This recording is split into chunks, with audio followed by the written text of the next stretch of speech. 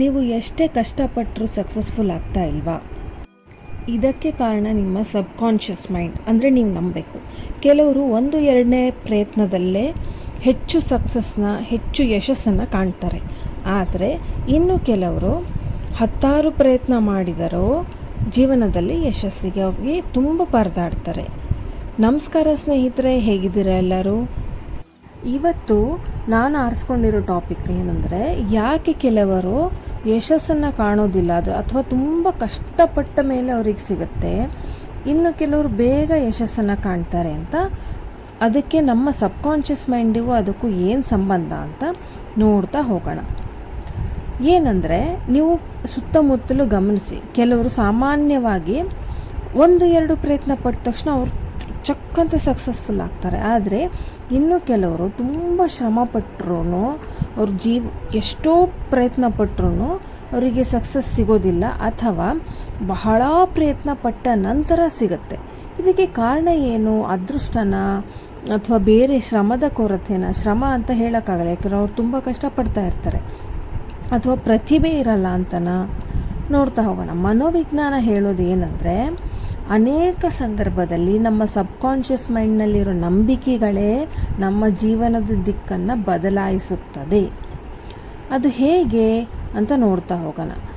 Subconscious mind ಅನ್ನೋದು ಏನಿದೆ ಅಲ್ಲ, ಅದು ನಮ್ಮ ಜೀವನದ ನಿರ್ಧಾರ ತೆಗೆದುಕೊಳ್ಳುವ ಅಥವಾ ನಮ್ಮ ಹ್ಯಾಬಿಟ್ಸ್ ಇರ್ಬೋದು, ನಾವು ತುಂಬ ಕಠಿಣ ಒಂದು ನಿರ್ಧಾರಗಳನ್ನ ತಗೊಳ್ಳೋ ಅಂಥ ಸಂದರ್ಭ ಏನಿರ್ಬೋದು, ಅದೆಲ್ಲ ನಮ್ಮ ಸಬ್ಕಾನ್ಷಿಯಸ್ ಮೈಂಡು 95% ಅದನ್ನು ಪಾರ್ಟಿಸಿಪೇಷನ್ ಇರುತ್ತೆ. ನಮ್ಮ ಕಾನ್ಷಿಯಸ್ ಮೈಂಡ್ ಏನಿದೆ ಅದು ಕೇವಲ 5% ಪಾರ್ಟಿಸಿಪೇಷನ್ ಮಾತ್ರ ಇರುತ್ತೆ. ಹಾಗಾಗಿ ನಮ್ಮ ಯಶಸ್ಸಿಗೆ ಸಬ್ಕಾನ್ಷಿಯಸ್ ಮೈಂಡಿನ ಒಂದು ಕಾಂಟ್ರಿಬ್ಯೂಷನ್ ಏನಿರುತ್ತೆ, ಅದರ ಒಂದು ಕೊಡುಗೆ ಏನಿರುತ್ತೆ, ಅದು ತುಂಬ ಮುಖ್ಯ ಆಗುತ್ತೆ. ಹೀಗಾಗಿ ನೋಡ್ತಾ ಹೋಗೋಣ ಯಾಕೆ ಅಂತ. ಒಂದನೇದು, ಕೆಲವರಿಗೆ ನಾನು ಯಾವುದಕ್ಕೂ ಲಾಯಕ್ಕಿಲ್ಲ ಅನ್ನೋದೊಂದು ನಂಬಿಕೆ ಇರುತ್ತೆ. ಅದು ಹೇಗೆ ಒಂದಿರುತ್ತೆ ಅಂದರೆ, ಬಾಲ್ಯದಲ್ಲಿ ಪದೇ ಯಾರಿಂದನಾರು ಟೀಕೆ ಅನುಭವಿಸಿದರೆ, ತುಂಬ ಹೋಲಿಕೆ ಇದ್ದರೆ, ಆಮೇಲೆ ತುಂಬ ನಿರುತ್ಸಾಹ ಇರುವಂಥ ಮಾತುಗಳನ್ನ ಕೇಳ್ತಾ ಬಂದಿದ್ದರೆ, ಅದನ್ನು ತಮ್ಮೊಳಗೆ ಆ ನಂಬಿಕೆಯನ್ನು ಬೆಳೆಸ್ಕೊಂಡ್ಬಿಟ್ಟಿರ್ತಾರೆ. ಅಂದರೆ ಬೇರೆಯವರ ವಾಯ್ಸ್, ಅಂದರೆ ಪೇರೆಂಟ್ಸ್ ಆಗಿರ್ಬೋದು, ಬೇರೆ ಟೀಚರ್ಸ್ ಆಗಿರ್ಬೋದು, ನಿನ್ನ ಕೈಲಾಗಲ್ಲ ಅನ್ನೋದನ್ನು ಹೇಳಿದ್ದನ್ನು ನಂಬಿಬಿಟ್ಟಿರ್ತಾರೆ. ಸೊ ಇದು ಏನಾಗುತ್ತೆ ಅಂದರೆ, ಅವರಿಗೆ ಎದುರಿಗೆ ಅವಕಾಶ ಸಿಕ್ಕರೂ ಕೂಡ ಅವರಿಗೆ ನಂಬಿಕೆ ಇರೋದಿಲ್ಲ, ತಮ್ಮ ಮೇಲೆ ತಾನು ನಂಬಿಕೆ ಇರೋದಿಲ್ಲ. ಇನ್ನು ಹೇಗಿರುತ್ತೆ ಅಂದರೆ, ಪ್ರಯತ್ನ ಪಡೋ ಮುಂಚೆನೇ ಅವರಿಗೆ ಸೋಲಿನ ಭಯ ಇರುತ್ತೆ. ಅಂದರೆ ಅವರ ಸಬ್ಕಾನ್ಷಿಯಸ್ ಮೈಂಡ್ ಏನು ಮಾಡ್ತಾ ಇರುತ್ತೆ, ನೀ ಸೋತ್ರೆ ನಿನಗೆ ಅವಮಾನ ಆಗುತ್ತೆ ಅನ್ನುವಂಥ ಒಂದು ರಿಪೀಟೆಡ್ ಒಂದು ನಂಬಿಕೆನ ಇಟ್ಬಿಟ್ಟಿರುತ್ತೆ. ಅಂದರೆ ಈಗ ಬಾಲ್ಯದಿಂದನೇ ಸೋತಾಗ ತುಂಬ ಅವಮಾನ ಆಗಿದ್ದರೆ ಅಂಥ ವ್ಯಕ್ತಿಗಳು ಪ್ರಯತ್ನ ಪಡೋದಕ್ಕೇ ಹೆದರ್ಕೊಂಡು ಬಿಡ್ತಾರೆ. ಸೊ ಅವಾಗೇನಾಗುತ್ತೆ, ಪ್ರಯತ್ನ ಪಟ್ಟರೆ ನಾನು ಸೋತ್ರೆ ನನಗೆ ಅವಮಾನ ಆಗುತ್ತೆ ಅನ್ನುವಂಥ ನಂಬಿಕೆಗಳೇ ಜಾಸ್ತಿ ಇರುತ್ತೆ. ಸೊ ಯಶಸ್ಸಿನ ಭಯ ಅಂದರೆ, ಯಶಸ್ಸು ಇನ್ನು ಕೆಲವರಿಗೆ ಹೇಗೆ ಭಯ ಇರುತ್ತೆ ಅಂದರೆ, ನಾನು ಯಶಸ್ವಿ ಆಗಿಬಿಟ್ರೆ ನನ್ನ ಫ್ರೆಂಡ್ಸ್ ಎಲ್ಲ ದೂರ ಆಗ್ತಾರೆ, ಅಂದರೆ ನನ್ನನ್ನು ದೂರ ಮಾಡಿಬಿಡ್ತಾರೆ, ನನಗೆ ಅಹಂಕಾರ ಬಂದಿದೆ ಅಂತ ನಮ್ಮ ಮನೆಯವರೇ ನನ್ನನ್ನು ದೂರ ಮಾಡಿಬಿಡ್ತಾರೆ, ದುಡ್ಡಿದ್ದರೆ ಮೋಸ ಮಾಡೋರೇ ಸಿಗ್ತಾರೆ, ಎಲ್ಲರೂ ಮೋಸ ಮಾಡ್ತಾರೆ, ಈ ರೀತಿ ಒಂದು ನಂಬಿಕೆ ಇರುತ್ತೆ. ಹಾಗಾಗಿ ಇನ್ನೇನು ಅವರಿಗೆ ಯಶಸ್ಸು ಸಿಗ್ತಾ ಇದೆ ಅನ್ನೋಷ್ಟೊತ್ತಿಗೆ ಅವರೇ ಅದನ್ನು ತಡೆ ಹಾಕ್ಬಿಡ್ತಾರೆ, ಅಂಥ ನಿರ್ಧಾರಗಳನ್ನ ತೊಗೊಂಡ್ಬಿಡ್ತಾರೆ. ಸೊ ಆ ಕಾರಣದಿಂದ ತಮ್ಮ ಬೆಳವಣಿಗೆನ ತಾವೇ ತಡೀತಾ ಇರ್ತಾರೆ. ಇನ್ನು ಕೆಲವರು ಒಂದು ಸಮಾಜದಲ್ಲೇ ಒಂದು ನಂಬಿಕೆ ಬಂದ್ಬಿಟ್ಟಿದೆ, ಏನಂದರೆ ಈ ಸಿನಿಮಾಗಳನ್ನು ನೋಡಿ, ಈ ಎಲ್ಲ ಒಂಥರ ನಮ್ಮ ಸಿನಿಮಾಗಳನ್ನು ನೋಡಿ ಈಗ ಶ್ರೀಮಂತರೆಲ್ಲ ಕೆಟ್ಟವರು, ರಾಕ್ಷಸರು, ಬಡವರೆಲ್ಲ ಒಳ್ಳೆಯವರು, ಈ ರೀತಿ ನಂಬಿಕೆಗಳನ್ನೇ ಇದು ಮಾಡ್ತಾ ಇರುತ್ತೆ. ಆ ರೀತಿಯ ನಂಬಿಕೆಗಳನ್ನೇ ಒಂದು ಸಿನಿಮಾದಲ್ಲಿ ತೋರಿಸ್ತಾ ಇರ್ತಾರೆ. ಸೊ ಹಾಗಾಗಿ ಕೆಲವ್ರ ಮೈಂಡಲ್ಲಿ ಹೇಗಿರುತ್ತೆ ಅಂದರೆ, ಶ್ರೀಮಂತಿಕೆ ಅಂದರೆ ಅಪರಾಧ ಅನ್ನುವಂಥ ಮೈಂಡ್ಸೆಟ್ ನಿಮ್ಮ ಸಬ್ಕಾನ್ಷಿಯಸ್ ಮೈಂಡಲ್ಲಿ ಕೂತ್ಬಿಟ್ಟಿದ್ರೆ, ನಿಮ್ಮೊಳಗೇ ನಿಮಗೆ ಯಶಸ್ಸು ಸಿಕ್ಕರೂ ನೀವು ಸ್ವೀಕರಿಸೋದಿಲ್ಲ. ನಿಮಗೆ ಇನ್ನೇನು ಯಶಸ್ಸು ಸಿಗುತ್ತೆ ಅನ್ನೋಷ್ಟೊತ್ತಿಗೆ ನೀವೇ ಒಂದು ರೀತಿ ಹಿಂದೇಟು ಹಾಕಿಬಿಡ್ತೀರ. ಆ ರೀತಿ ಮನಸ್ಥಿತಿ ಬರುತ್ತೆ. ಹಾಗಾಗಿ ಹಣದ ಬಗ್ಗೆ ಒಂದು ರೀತಿ ಅವರ್ಷನ್ ಭಾವನೆ ಇಟ್ಕೋಬಾರ್ದು. ಹಣ ಅಂದರೆ ಕೆಟ್ಟದ್ದು ಅಂತ ಆ ರೀತಿ ಇಟ್ಕೋಬಾರ್ದು. ಮನುಷ್ಯ ಯಾವ ರೀತಿ ಬೇಕಾದರೂ ಇರ್ಬೋದು. ಯಾವುದೇ ಮನುಷ್ಯ ಯಾವುದೇ ಒಂದು ಸಮಾಜದ ಯಾವುದೇ ಭಾಗದಲ್ಲಿ ಒಳ್ಳೆಯ ಜನನೂ ಇರ್ತಾರೆ, ಕೆಟ್ಟ ಜನನೂ ಇರ್ತಾರೆ. ಸೊ ಹಣದಿಂದನೇ ಕೆಟ್ಟತನ ಇದೆ ಅನ್ನೋವಂಥ ಒಂದು ಭಾವನೆ ಬಂದರೆ ನೀವು ಸಕ್ಸಸ್ಫುಲ್ ಆದ್ರೂ ನೀವು ಅದನ್ನು ಸ್ವೀಕಾರ ಮಾಡೋದಿಲ್ಲ ಅನ್ನೋ ಮೈಂಡ್ಸೆಟ್ ಬರುತ್ತೆ. ಇನ್ನೊಂದು, ನಮ್ಮ ಮೆದುಳಿನ ಸಹಜ ಸ್ವಭಾವ ಏನು ಅಂದರೆ, ನಮ್ಮ ಕಂಫರ್ಟ್ ಝೋನಿಂದ ಹೊರಗೆ ಬಂದಾಗ ಅದನ್ನು ತಡೆ ಹಿಡಿಯೋಕ್ಕೆ ಪ್ರಯತ್ನ ಬರುತ್ತೆ. ಫಾರ್ ಎಕ್ಸಾಂಪಲ್, ನೀವು ಜಿಮ್ ಜಾಯಿನ್ ಆಗಿ 1 ವಾರದಲ್ಲಿ ನೀವು ಜಿಮ್ಮನ್ನ ಬಿಟ್ಬಿಡ್ತೀರ. ಆ ರೀತಿ ಆಗುತ್ತೆ.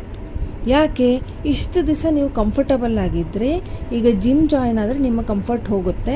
ಸೊ ನಿಮ್ಮ ಸಬ್ಕಾನ್ಷಿಯಸ್ ಮೈಂಡು, ನಿಮ್ಮ ಮೆದುಳು ಏನು ಮಾಡುತ್ತೆ ಅಂದರೆ ಮೈ ಕೈ ನೋವನ್ನು ಒಂಥರ ಎಕ್ಸಾಜುರೇಟ್ ಮಾಡಿ ಮೈಂಡಲ್ಲಿ ತುಂಬ ಸುಸ್ತಾಗುತ್ತೆ, ನನಗೆ ಜಿಮ್ ಜಾಯಿನ್ ಆಗೋಕ್ಕಾಗಲ್ಲ, ನನ್ನ ಕೈಲಾಗಲ್ಲ, ಈ ರೀತಿ ಮೈಂಡ್ ಸೆಟ್ಟೇ ಬರ್ತಾ ಹೋಗುತ್ತೆ. ಹಾಗಾಗಿ ಇದಕ್ಕೆ ಏನು ಮಾಡಬೇಕು? ಈ ರೀತಿ ಕಂಫರ್ಟ್ ಝೋನಿಂದ ತಕ್ಷಣ ನನಗೆ ಹೊರಗೆ ಬರೋಕ್ಕಾಗಲ್ಲ ಅಂದರೆ ಏನು ಮಾಡಬೇಕು? ಸಣ್ಣ ಪುಟ್ಟದಾಗಿ ಶುರು ಮಾಡಬೇಕು. ಒಂದು ಸಣ್ಣ ಎಕ್ಸಸೈಸಿಂದ ಶುರು ಮಾಡಬೇಕು. ಪುಟ್ಟ ಎಕ್ಸಸೈಸ್ಗಳನ್ನ ಮನೆಯಲ್ಲೇ ಶುರು ಮಾಡಿ ಆಮೇಲೆ ಒಂದು ಈಗ ಜಿಮ್ ಜಾಯಿನ್ ಆಗೋದಾಗಲಿ, ಡಯಟ್ ಶುರು ಮಾಡೋದಾಗಲಿ ಆಮೇಲೆ ಶುರು ಮಾಡಬೇಕು. ಆವಾಗ ನಿಮ್ಮ ಮೆದುಳಿಗೆ ಒಂದು ಅಭ್ಯಾಸ ಆಗುತ್ತೆ. ಇನ್ನೊಂದು ನೆಗೆಟಿವ್ ಸೆಲ್ಫ್ ಟಾಕ್ ಅಂತ ಹೇಳ್ಬೋದು. ಏನಂದರೆ ಪ್ರತಿದಿನ ನಾವು ಯಾವುದಾದ್ರೂ ಒಂದು ಸಣ್ಣ ಪ್ರಯತ್ನದಲ್ಲಿ ಸಣ್ಣ ಸೋಲ್ಗಳು ಸಿಕ್ಕಾಗ, ನೀವು ನನ್ನ ಕೈಲಿ ಆಗೋದಿಲ್ಲ, ನನ್ನ ಕೈಲಿ ಆಗೋದೇ ಇಷ್ಟು, ನನ್ನ ಅದೃಷ್ಟನೇ ಇಷ್ಟು, ನಾನು ಯಾವಾಗಲೂ ಹೀಗೆ ಆಗ್ತಿರುತ್ತೆ, ಯಾವಾಗಲೂ ಸೋಲ್ತಾ ಇರ್ತೀನಿ, ಈ ರೀತಿ ನೆಗೆಟಿವ್ ಸೆಲ್ಫ್ ಟಾಕ್ನ ಮಾತಾಡೋದನ್ನ ಮೊದಲು ನಿಲ್ಲಿಸಬೇಕು. ಆ ರೀತಿ ಆದಾಗಲೂ ನಮ್ಮ ಮೈಂಡನ್ನು ಡೈವರ್ಟ್ ಮಾಡಬೇಕು. ಡೆಲಿಬರೇಟ್ಲಿ ಈ ರೀತಿ ನೆಗೆಟಿವ್ ಥಾಟ್ಸ್ ಬಂದಾಗ ನಮ್ಮ ಮೆದುಳನ್ನು ನಮಗೆ ಇಷ್ಟವಾಗುವ ರೀತಿಯ ಒಂದು ಏನಾದರೂ ಅಭ್ಯಾಸದಿಂದ ಅದನ್ನು ಡೈವರ್ಟ್ ಮಾಡಿ ಪಾಸಿಟಿವ್ ಸೆಲ್ಫ್ ಟಾಕ್ನ ಅಭ್ಯಾಸ ಮಾಡ್ಕೋಬೇಕು. ಹಾಗಾದರೆ ಸಬ್ಕಾನ್ಷಿಯಸ್ ಮೈಂಡನ್ನು ಪ್ರಿಪೇರ್ ಮಾಡೋದು ಹೇಗೆ ಅಂತ ನೋಡ್ಬೋದು. ಇದಕ್ಕೆಲ್ಲ ತುಂಬ ಜನ ಥೆರಪೀಸ್ ತೊಗೊಳ್ತಾರೆ, ಟ್ರೈನರ್ಗಳನ್ನ ಹುಡುಕೊಂಡು ಹೋಗ್ತಾರೆ, ತುಂಬ ಫೀಸ್ ಕಟ್ಟಿನೂ ಇದನ್ನೆಲ್ಲ ಪ್ರಯತ್ನ ಪಡ್ತಾರೆ. ಏನಂದರೆ ಪ್ರತಿದಿನ ಒಂದು ಪಾಸಿಟಿವ್ ಸೆಲ್ಫ್ ಟಾಕ್ನ ಇಟ್ಕೋಬೇಕು. ಏನಂದರೆ ಕನ್ನಡಿಯಲ್ಲೇ ನೋಡಿ ನೀವು ಒಂದು ಧನಾತ್ಮಕ ಅಂದರೆ ಪಾಸಿಟಿವ್ ಆಗಿ ನಿಮ್ಮ ಬಗ್ಗೆ ನೀವು ಮಾತಾಡಬೇಕು. ಒಂದು ಸ್ವಲ್ಪ ಅಟ್ಲೀಸ್ಟ್ ಮೈಂಡ್ನಲ್ಲಿ ಮಾತಾಡಬೇಕು. ನೀನು ಚೆನ್ನಾಗಿ ಕಾಣಿಸ್ತಾ ಇದೆಯಾ, ಇವತ್ತು ಹೋಗಿರೋ ಕೆಲಸ ಗ್ಯಾರಂಟಿ ಸಕ್ಸಸ್ಫುಲ್ ಆಗುತ್ತೆ, ಈ ರೀತಿ. ಇನ್ನೊಂದು, ನೀವು ವಿಜುವಲೈಸೇಷನ್ ಮಾಡೋದನ್ನು ಅಭ್ಯಾಸ ಮಾಡ್ಕೋಬೇಕು. ಒಂದು, ನೀವು ಸಕ್ಸಸ್ಫುಲ್ ಆದಾಗ ನೀವು ಎಷ್ಟು ಖುಷಿಯಾಗಿರ್ತೀರ, ಎಲ್ಲರೂ ಎಷ್ಟು ಖುಷಿ ಪಡ್ತಾರೆ, ಈ ಸಕ್ಸಸ್ಸಿಂದ ಎಲ್ಲರಿಗೂ ಒಳ್ಳೆಯದಾಗುತ್ತೆ ಅನ್ನೋವಂಥ ಒಂದು ಭಾವನೆ ಮನಸ್ಸಿನಲ್ಲಿ ಇರಬೇಕು. ಇನ್ನೊಂದು, ಸಣ್ಣ ಗುರಿಯನ್ನು ಇಟ್ಕೋಬೇಕು. ಫಾರ್ ಎಕ್ಸಾಂಪಲ್, ನಾವು ಜಿಮ್ ಜಾಯಿನ್ ಆಗಬೇಕು ಅಂತ ಇದ್ದರೆ ನೀವು ಮೊದಲನೇ ದಿನವೇ ನಾನು 5 ಗಂಟೆಗೆ ಎದ್ದು ಕೂತ್ಕೊಳ್ತೀನಿ ಅಂದರೆ ಆಗೋದಿಲ್ಲ. ಸಣ್ಣ ಇವಾಗ ನೀವು ದಿನ 7 ಗಂಟೆಗೆ ಹೇಳೋರು 5 ಗಂಟೆಗೆ ಹೇಳಲಿಕ್ಕೆ ಸಾಧ್ಯ ಆಗಲ್ಲ ಅಂದರೆ ಮೊದಲು ಹಾಫ್ ಆನ್ ಅವರ್ ಮುಂಚೆ ಎದ್ದೇಳಕ್ಕೆ ಶುರು ಮಾಡಬೇಕು. 6:30ಗೆ ಹೇಳಬೇಕು. ಒಂದು ವಾಕಿಂಗಿಂದ ಶುರು ಮಾಡಬೇಕು. ಸಣ್ಣ ಎಕ್ಸಸೈಸು, ಯೋಗದಿಂದ ಶುರು ಮಾಡಿ ಆಮೇಲೆ ನೀವು ಜಿಮ್ ಜಾಯಿನ್ ಆಗೋದು. ಈ ರೀತಿ ಆದರೆ ನಿಮ್ಮ ಮೆದುಳಿಗೆ ಅದು ಅಭ್ಯಾಸ ಆಗುತ್ತೆ. ಇನ್ನೊಂದು, ನಕಾರಾತ್ಮಕವಾಗಿರುವಂಥ ಮಾತುಗಳನ್ನು ಅವಾಯ್ಡ್ ಮಾಡಿ. ಈ ರೀತಿ ಕಿರಿಕಿರಿ ಮಾಡುವಂಥ ಮನುಷ್ಯರನ್ನು, ಸ್ನೇಹಿತರು ಯಾರಾದರೂ ಇದ್ದರೆ ಅವರನ್ನು ತಕ್ಷಣ ಅವಾಯ್ಡ್ ಮಾಡಿ. ನಿಮ್ಮ ಮನಸ್ಸಲ್ಲೇ ಕೆಟ್ಟ ಮಾತುಗಳು, ನಕಾರಾತ್ಮಕ ಮಾತುಗಳು ಬರ್ತಾ ಇದ್ದರೆ ನಿಮ್ಮ ಮೈಂಡನ್ನು ಡೈವರ್ಟ್ ಮಾಡಿ. ಆಮೇಲೆ ಗೋಳು ಪಿಕ್ಚರ್ಗಳು, ಗೋಳು ಸಾಂಗುಗಳನ್ನ ಕೇಳಬೇಡಿ.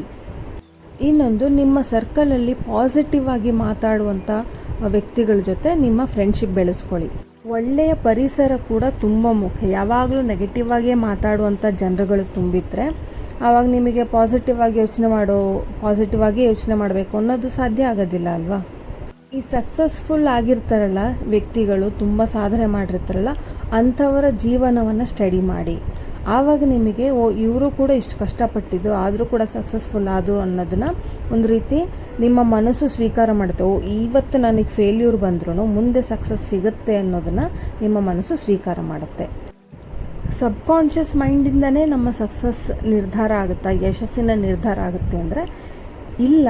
ಸಬ್ಕಾನ್ಷಿಯಸ್ ಮೈಂಡ್ ಏನನ್ನು ಎಫೆಕ್ಟ್ ಮಾಡುತ್ತೆ ಅಂದರೆ ನಿಮ್ಮ ಅಭ್ಯಾಸಗಳು, ನಿಮ್ಮ ವರ್ತನೆಗಳು, ನಿಮ್ಮ ನಿರ್ಧಾರಗಳು ಇದರ ಮೇಲೆ ಅದು ಪರಿಣಾಮ ಬೀರುತ್ತೆ. ಹಾಗಾಗಿ ನಿಮ್ಮ ಅಭ್ಯಾಸಗಳು, ವರ್ತನೆಗಳು ನೀವು ಬದಲಾಯಿಸ್ಕೊಳ್ತಾ ಹೋದಾಗೆ ನಿಮಗೆ ಯಶಸ್ಸು ಸಿಗುತ್ತೆ. ಸೊ ನಿಮಗೆ ಸಣ್ಣ ಸಣ್ಣ ಯಶಸ್ಸು ಸಿಗಲಿಕ್ಕೆ ಶುರುವಾದಾಗ ನಿಮ್ಮ ಸಬ್ಕಾನ್ಷಿಯಸ್ ಮೈಂಡಿಗೆ ಒಂದು ನಂಬಿಕೆ ಬರುತ್ತೆ, ನಿಮ್ಮ ಮೇಲೆ ನಿಮಗೆ ನಂಬಿಕೆ ಬರುತ್ತೆ. ನಿರಂತರ ಅಭ್ಯಾಸದಿಂದ, ನಿರಂತರವಾಗಿ ಪಾಸಿಟಿವ್ ಥಾಟ್ಸಿಂದ, ನಿರಂತರವಾಗಿ ಪ್ರಯತ್ನ ಪಡೋದ್ರಿಂದ ನಿಮ್ಮ ಸಬ್ಕಾನ್ಷಿಯಸ್ ಮೈಂಡನ್ನು ನೀವು ಟ್ರೈನ್ ಮಾಡ್ಬೋದು. ಅಂದರೆ ಯಶಸ್ಸಿನ ಕಡೆಗೇ ನನ್ನ ದಾರಿ ಇರಬೇಕು, ಯಶಸ್ಸಿನ ಕಡೆಗೇ ನಾನು ನಡೆಯೋ ದಾರಿ ಇರಬೇಕು ಅನ್ನೋದನ್ನು ನೀವು ಟ್ರೈನ್ ಮಾಡಿದರೆ ನಿಮ್ಮ ಸಬ್ಕಾನ್ಷಿಯಸ್ ಮೈಂಡ್ ಕೂಡ ಅದಕ್ಕೆ ತಕ್ಕ ಹಾಗೆ ನಿರ್ಧಾರಗಳನ್ನ ತಗೊಳ್ಳಿಕ್ಕೆ ನಿಮಗೆ ಪ್ರೇರಣೆ ಕೊಡುತ್ತೆ. ಸೊ ಇದಿಷ್ಟು ಸಬ್ಕಾನ್ಷಿಯಸ್ ಮೈಂಡಿಗೂ ಮತ್ತು ನಮ್ಮ ಯಶಸ್ಸಿಗೂ ಏನು ಸಂಬಂಧ ಅನ್ನೋದ್ರ ಬಗ್ಗೆ ಒಂದು ಪುಟ್ಟ ಮಾಹಿತಿ. ಇದರ ಬಗ್ಗೆ ನಿಮ್ಮ ಅಭಿಪ್ರಾಯ ಏನು ಅನ್ನೋದನ್ನು ಕಮೆಂಟ್ಸ್ನಲ್ಲಿ ತಿಳಿಸಿ. ಇಷ್ಟೊತ್ತು ನನ್ನ ಮಾತನ್ನ ಪೇಷನ್ಸಿಂದ ಕೇಳಿಸ್ಕೊಂಡಿದ್ದಕ್ಕೆ ಥ್ಯಾಂಕ್ ಯು ಸೋ ಮಚ್. ಮುಂದಿನ ವಿಡಿಯೋ ಯಾವ ಟಾಪಿಕ್ ಮೇಲೆ ಮಾಡ್ಬೋದು ಅನ್ನೋದನ್ನು ಕೂಡ ಕಮೆಂಟ್ಸ್ನಲ್ಲಿ ತಿಳಿಸಿ. ಈ ವಿಡಿಯೋ ನಿಮಗೆ ಇಷ್ಟ ಆಗಿದ್ದಲ್ಲಿ ವಿಡಿಯೋನ ಲೈಕ್ ಮಾಡಿ, ಶೇರ್ ಮಾಡಿ, ಸಬ್ಸ್ಕ್ರೈಬ್ ಮಾಡಿ, ಬೆಲ್ ಐಕಾನ್ ಕ್ಲಿಕ್ ಮಾಡೋದಕ್ಕೆ ಮರಿಬೇಡಿ. Thank you so much for watching.